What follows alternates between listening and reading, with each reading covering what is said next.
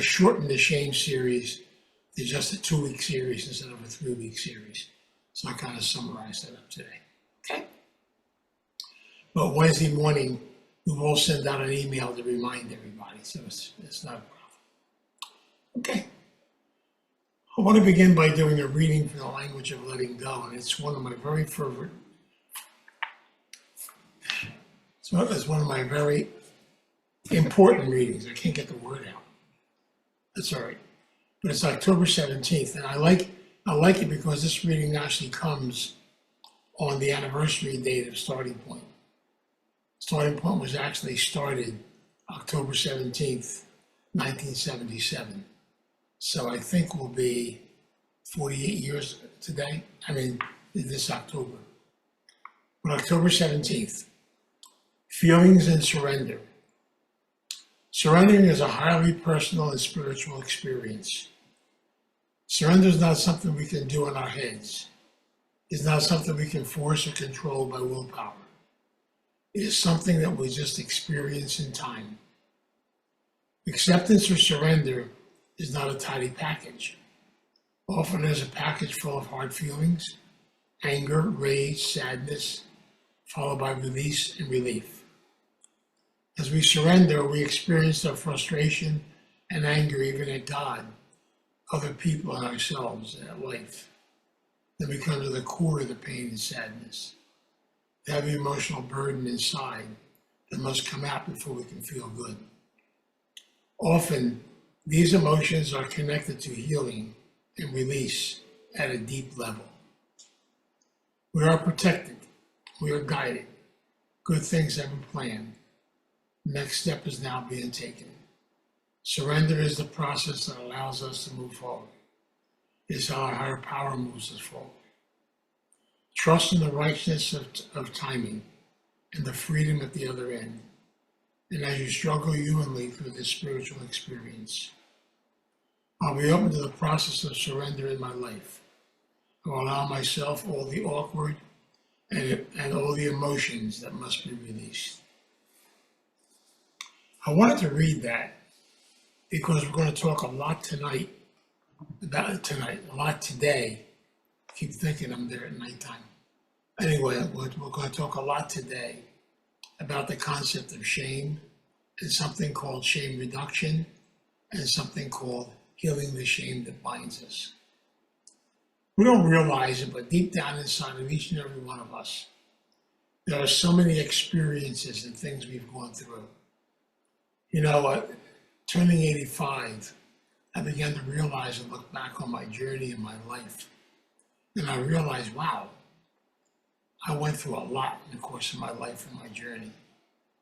And I realized a lot of what you go through, it's almost like deep down inside of our body, your body and your mind is almost like a computer. Whatever goes on, we basically feel, becomes part of us, we experience. Human beings. And so we have all different ways in which we cope. Some of us literally put a shield around us to protect ourselves. Many of us use different forms of addiction to avoid, not to have to feel, not to get in touch with feelings. And many of us have a tendency very many times just to avoid what I refer to as the elephant in the living room. We're scared to look at the things we need to look at. And that comes from fear. It comes from losing control. It comes from a lot of things. But most of it comes from shame.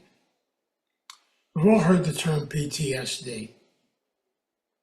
Things that happened to you when you were a child may not surface until later on in your adult life. Some things may not surface at all because you're not ready to deal with them. I truly believe that with faith, trust, and guidance, the higher power allows us to deal with and to experience what we are ready to experience. Now, I want to show you something.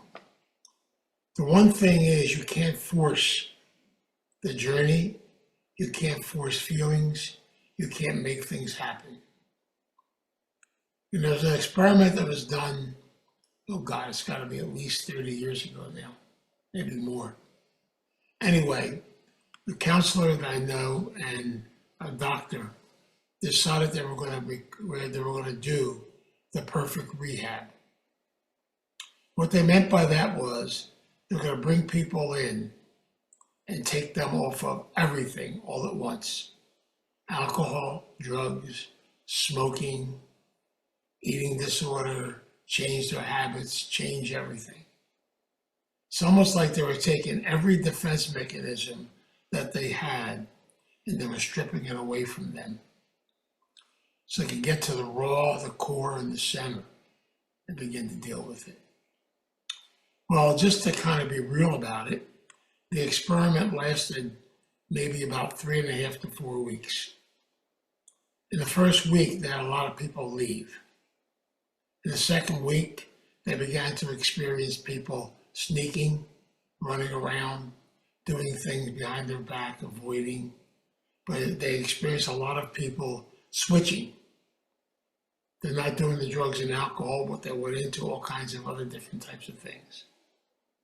And so they finally had to realize the fact that what they were doing is something that many of us try to do, but it doesn't work. You see, many of us have this tendency as part of our obsessiveness. I want to get everything settled by nightfall. It doesn't work that way. Everything that's worthwhile, everything that brings us to where we need to be, comes slowly, gradually, in God's time, not in our time. That's why I heard this phrase so many times. I've been sharing a lot. Don't try to force things and make things happen. Everything will happen when it's supposed to happen. I'll give a good example of this. A good friend of mine was a Vietnam vet, and literally came back from Vietnam, got back into his way of life, got back into his job. Everything was going great. But every once in a while, he'd have a little flashback of things that happened, of things that he did. But he'd brush them off and he just used his willpower, keep everything together. And then later on, they got stronger and stronger and stronger. Until one day, he woke up from a dream and literally, was standing over the top of his wife with a gun ready to shoot her. And the bottom line was, all of a sudden, he was living out something that happened to him in Vietnam. He was literally saw his wife as the enemy. And literally, all of a sudden, he went back into where he was before. Now, that's a pretty extreme situation, but many of us don't realize it. But over the course of our journey, deep down inside, if you look at the iceberg theory, many of us have a lot of issues, a lot of things that occurred, mistakes that we made, situations we got ourselves into, and so many things we have a tendency. I don't want to talk about them. I don't want to face them. I don't want to deal with them. Why? Sometimes people might say to you, why don't you just deal with them and get it over with, then they're done. But I'm not ready. You see, you can't deal with anything in life until you come to that point of surrender and that you're ready to deal with it. For some people, that may never come. For some people, they may not be able to handle certain things that happen to them. And the only way they can handle them is to literally block them and put them off somewhere. Now, yeah, down the road, maybe they'll come back out. Maybe they will, maybe they won't. We all have our own ways, our own concepts in dealing with things. And that's why it's so important in doing this type of work, the work of healing the shame that binds us, is to do it through a process called shame reduction. It's almost as if there's so many things in the course of our life we just don't want to look at. Mistakes we may have made, ways in which we may have hurt somebody else. We all have our secrets. We're human beings. And we heard the phrase over and over again that we're as sick as our secrets. And your secrets will destroy you. But the thing is, how can I face something that's so powerful and so beautiful and so scary at the same time? And face it and reduce it down to a level where I can finally face it, look at it, and deal with it. You know, I've said this so many times, and one of my books in Al-Anon teaches this, Courage to Change. It teaches the fact that mistakes are part of life. You know, sometimes we get frustrated, and sometimes we may yell at somebody, blame them, do all kinds of stuff. And we have steps in the program to help us with that, to reduce the shame. And many times we may have done something that we're not very proud of. And as a result, we're scared constantly. Either somebody's going to find out, or if I talk about it, I'll be labeled. So we have to learn something which is called the process of healing shame. Now, how do you heal it? Slowly, gradually, a little bit at a time. You know, my father used to say, take your time. Do what you can. Do a little bit here, a little bit there, because little bits add up to big bits. And literally, as we go through this whole process of life, we can begin to realize that we actually can begin to experience a healing process that may not happen too quickly. You know, it's amazing. When I was doing my therapy and my eating disorder, way back, going back now to the 80s and 90s, and I spent a lot of time working with a therapist. Then later on, I spent another 5 years working with somebody. Now today, I still see a therapist every 2 weeks. And is stuff still coming up? Yeah. Now, is it gigantic? Sometimes. But when stuff comes up, I know that I got to be able to face it and deal with it. Because when I keep it inside, I get re-traumatized and the process starts all over again. And this is something we all have to look at in the course of our journey in life. Slow is better. Take a minute and visualize that iceberg theory. We all have all this stuff inside of us. And they begin to release the addictions over the top of us. And so many times, because I'm not ready to deal with it, I might jump from one addiction to another addiction. I might be ready to handle this, but not ready to handle that. And that's okay. We only handle what we're ready to handle wherever we are right now. And I use a philosophy, you've heard me say it 1,000 times. God only allows us to deal with what we are ready to deal with. And therefore, we do not try to force memory. Biggest mistake on the face of the earth. You don't try to force anything. This is a natural process. And yet I realize there's stuff in my life, and I look back on my own journey, on decisions I had to make, major decision of leaving the priesthood, going through the issues with my parents, my family, all the stuff I had to deal with over the course of time. It was overwhelming. I never realized how tough I was on myself. You know, when I did my 4th and 5th step, my first time I did it, I never realized this.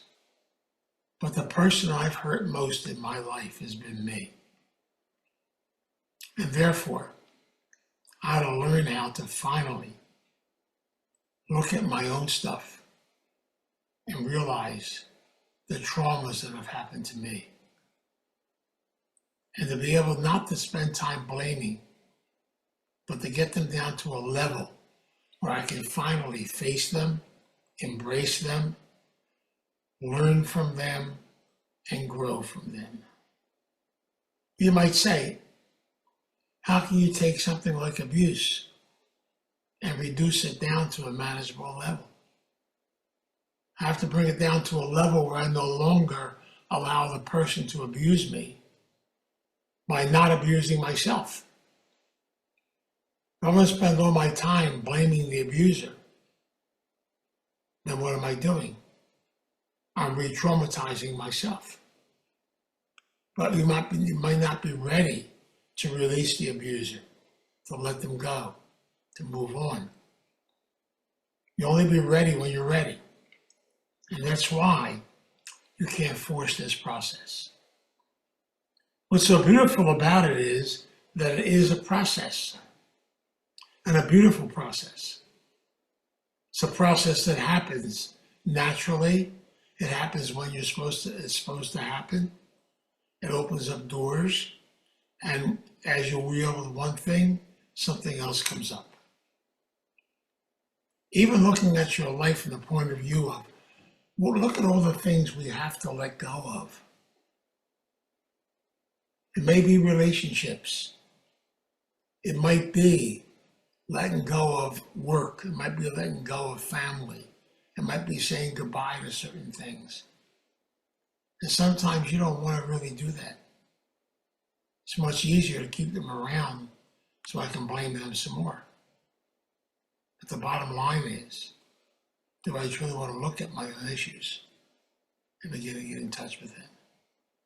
I'll give you a good example of this. When I went into recovery my eating disorder my first time back in 1987, and I went to Overeaters Anonymous, and I got involved in a very strict program for about 2 years. They refer to it as the HAL program. But it was very rigid. But for some crazy reason, I did it.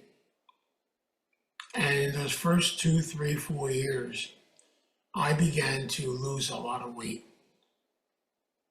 But now I understand, and my nutritionist and I fought about this for a long time. I began to lose it too fast. And all of a sudden, all that insulation, all that stuff I had kept around me to avoid having to get in touch with feelings, to having to get in touch with my sexuality, to having to get in touch with things I buried for a long time. It scared me. And so actually I got to a point where I got addicted to beating myself up and being hard on myself. And then when feelings came up, I didn't know what to do with them. So I was afraid to process them with anybody.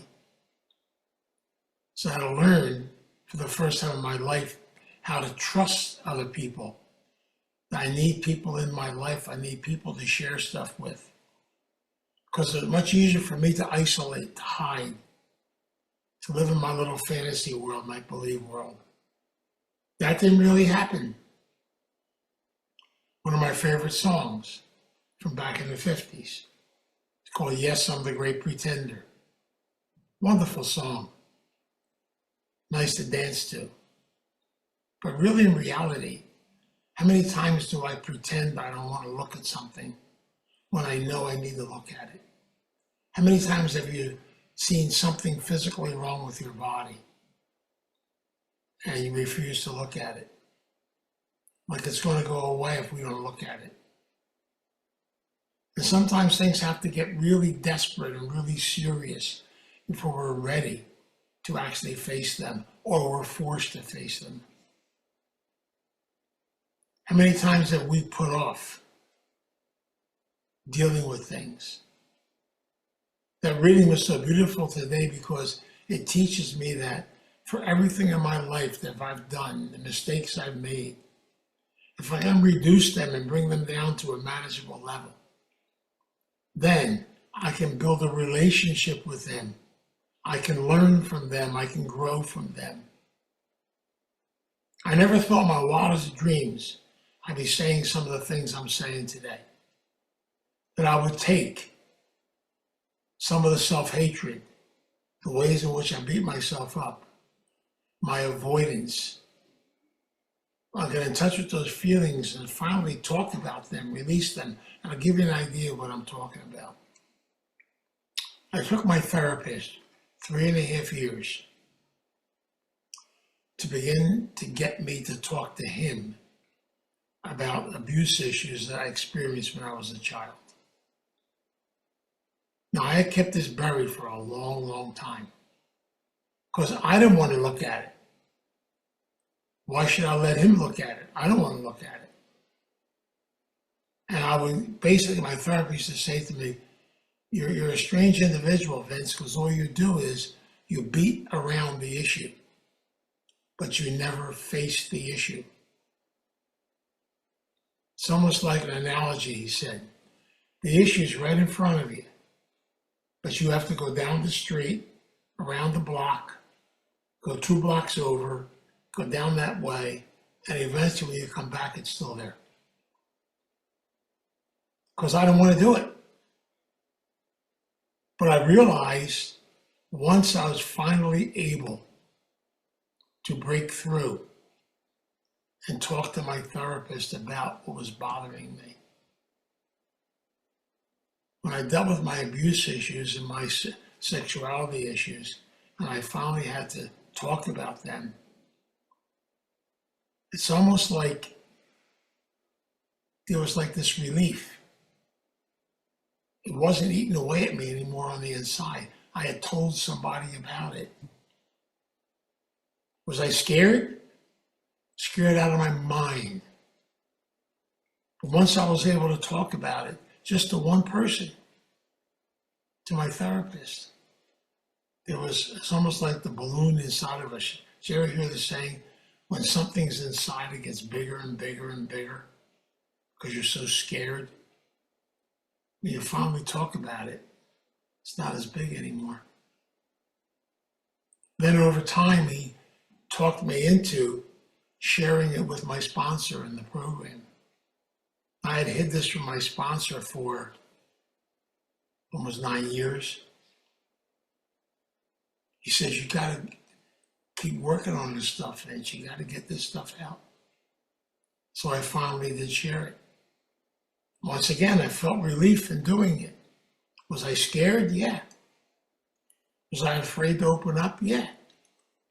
But the bottom line was, eventually, because my feelings were always, if I talk about this and I share it, people are going to laugh at me, would think I'm funny, would think that I'm lying, would think that I'm making it up. Why? Because whenever I mention any of this in my family, that's exactly what they did. They used to say to me, oh, stop it, you're being dramatic again. So what if that happened to you? No. Be tough. Handle it. See, no one would ever listen. I know many of you understand what I'm talking about. And so the concept is, once I shared it, and guess what? Somebody else listened to me. You know, I loved my sponsor back then because my sponsor never gave me advice. He just listened. And as a result, then I was able finally to talk about something. How many times have we talked about something uncomfortable and people would say, I don't want to deal with that. Stop, stop, stop. It happens a lot. Because what do? We go to the wrong people. I kept expecting my family to understand what I was going through. And I had to come to an acceptance, the reading again, an acceptance of the reality they were not going to understand. But then when I work with a therapist and I work with my sponsor in the program, I was working with two people who are open to listen and open to learn and open to grow with me. What a difference. And then over a period of time, I was able to open up to more people. And today I can talk about it at a lecture because it's not a secret anymore. Now, did that happen automatically? No. It happens slowly and gradually. Building trust takes time. And I remember running a women's group a number of years ago. We had this lady who came to group. She would come to the group, she would pay her fee, and she would just sit there and she would listen. People would get involved in the group doing things and everything else, but she participated in no activities. She would come every week for an hour and a half and just sit there and then leave. The group came to me and they said, "What do we do? We want to make her a part of the group." I said, "Do me a favor, leave her alone. She'll come to you when she's ready."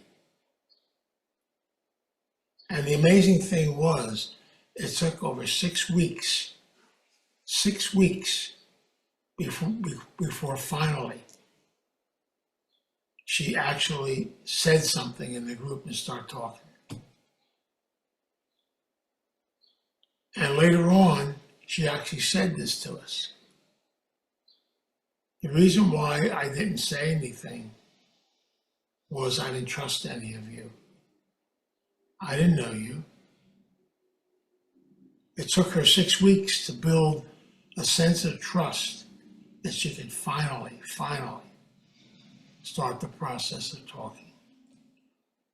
And I truly understand that because I know in my life, I kept a lot of secrets buried inside of me for a long period of time. And I'm grateful today I have people in my life I can talk to about this stuff. I can open it up. Because I know all that stuff did was bury me even more. And I try to tell people, and I try to work with myself on this, is that sometimes we have done so much harm to ourselves we don't even know we did it. Because I know the more I kept stuff in, the more weight I gained, the more I needed insulation to take care of me. At the same time, it was a great hiding place. When I ended recovery, I couldn't hide anymore. And you're going to find out that as you begin to do your work, there are many, many feelings that many of us have never experienced. When we do experience them through forgiveness and healing, they're going to scare you a little bit. Because you're going to find out, wow, I've got a story. I told you this about 48,000 times. Each of our stories are the greatest stories on the face of the earth. And that's why it's so important that we learn and grow from each other, that we experience from each other. That's the secret to everything we do in the course of life. It comes from the inside out, not from the outside in. And that's an important piece. When it comes to shame, and it comes to trauma, and it comes to things we've all experienced, we have to realize everything good, healing, is a slow, gradual process, a little bit at a time. You know, people say to me, if I come to therapy, when will I be done? And I tell them, maybe 10, 15 years after you're dead. I don't know. All I know is I don't want to be done. There's always something new to learn, a new experience. Now, you're going to make mistakes? I hope so. Will you work a perfect program? I hope not. That may sound strange. because I tried to work a perfect program, a rigid program. All it did was make me feel guilty every time I made a mistake. The bottom line is, the most important part of recovery is realizing that mistakes are part of life. As long as we're open to learn from them and grow from them and be able to experience the humility of being honest with them. See, I share all this with you because I want you to understand what I refer to as reducing the shame. Because shame is such a powerful process. It's something that affects each and every one of us in the course of our journey in life. And different ways in which it affects us, that for some people immobilizes them. For some people, they're able to function, behave, get things done from there, but never feel. You know, 2 traumas in my life. When my father died, I was 26 years old. I was newly ordained about 4 months. I decided I was going to do my father's funeral. I arranged the whole thing. I said the mass, I preached the sermon, I did everything. And the same thing when my mother died years later. I didn't actually get in touch with the feelings about my father dying or my mother dying until later in my life. Why? Because I dealt with it the way many of us deal with it. Just be active, keep moving, keep going, keep talking, keep here, keep doing this. You never have to stand still to look in the mirror and look at yourself. It's a lot of fun to look at everybody else, isn't it? That's amazing. The bottom line is, we have to look in that mirror and look at ourselves and look at the reality of who we are. And if we made mistakes, we've got to learn to own them. Now, I want to share this with you, which is so important. There are some things that happened in our life that you may not be able to get to. So don't push them, don't force them. Everything will happen when it's supposed to happen. I know the other day, I was doing some work at home and I almost slipped and fell off the ladder, and thank God I was able to catch myself. But something rang in my mind. Here's the shame part. I shouldn't have been doing that. So I'm not going to tell my wife or tell my daughter, because they're just going to yell at me. And so I was shaking like a leaf because I almost fell off the ladder going up the attic. That after a while, my wife said to me, "Something's bothering you. What is it?" "Oh, nothing. Everything's great. Everything's wonderful. Everything's fantastic." She said, "Vincent, I know you. Something's bothering you." And finally, I told her what happened. And she says, Why did you tell me? Are you okay? That's all I care about. And for some reason, a part of me I was ashamed that I went and did something maybe I shouldn't have done. And that shame feeling came inside. And I realized the fact I was afraid of getting scolded, I guess, I don't know what. And all this stuff really relates back to being a child. I was always afraid to express myself when I was a child. And now sometimes I'm afraid to express myself when I'm an adult. And I know it all goes back and forth. But I'm realizing more and more now, I gotta be able to talk about stuff and be able to release stuff. Because if I keep it inside, it's gonna get bigger and bigger and bigger. I gotta let the air out of the balloon and bring it down to a manageable level so I can learn and I can grow from it. It's a beautiful process. John Bradshaw, his talks, his workshops, talked about healing the shame that binds us. Some of the books he wrote too, I love it. But more than that, he taught us, take your time. Work on what God wants you to work on. Don't be pushing and creating stuff. No, one guy said to me, Vince, you know what I did?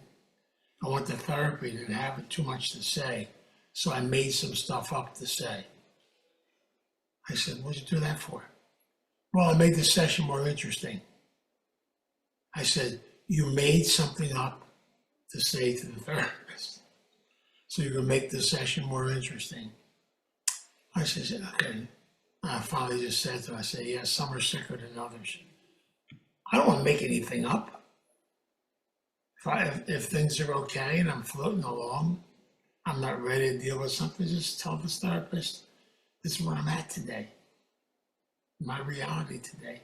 Maybe I am hiding something. Maybe there's something I should deal with. I've dealt with people, and I could tell you stories, who were in recovery 14, 15, 16 years, and will come to me and say, when I was a priest, I got a secret. Something happened to me a long time ago, but I want to be able to finally deal with it and face it. It's all part of the journey, part of life. So I share this with you because I want you to look at anything in life, no matter what it is, and be able to use it as a learning process. And I really believe deeply the person we create the shame most of is ourselves. We're tough on ourselves, we really are. Other people handle us a lot better than we handle ourselves. Let's face it. And being Italian, I double it up 3 times anyway. It's amazing. You gotta give yourself a break, relax, and realize the fact that, did you make mistakes in your life? I call them mistakes. I really hope so. Because from every mistake, you'll do a learning, you'll do a growing. But it takes time. But remember, if you're going to share things that are really deep inside of you, make sure you share them with somebody you can trust, somebody who will listen to you, and somebody who will not give you any advice. They'll just be present. I hope this helps you understand that concept of shame and shame reduction and be able to work through it. So as the Spirit, we come together and we pray today. Let us pray. God, we come before you in prayer. We ask the God of our understanding, our divine presence. We come here to thank you for our humanness, to thank you for the things and mistakes that we've made in life, to thank you for our celebration and our joy. Help us deep down inside to look within our hearts, to realize how special and beautiful life can be. We ask you in a very special way today to be our guide and be our strength, and help us as we navigate the different ways of life, knowing that you'll be there at our side to guide us and help us. And so in a special way today, we come together and we say thank you. Help us to be healers. Help us to learn from what happened to us. Teach us the value of hurting ourselves, taking care of ourselves, and treating ourselves with love and respect. We pray and we ask this, we ask it daily in your name, to guide us and be with us. And we ask you bless us and guide us on the journey of life. We ask this in your name.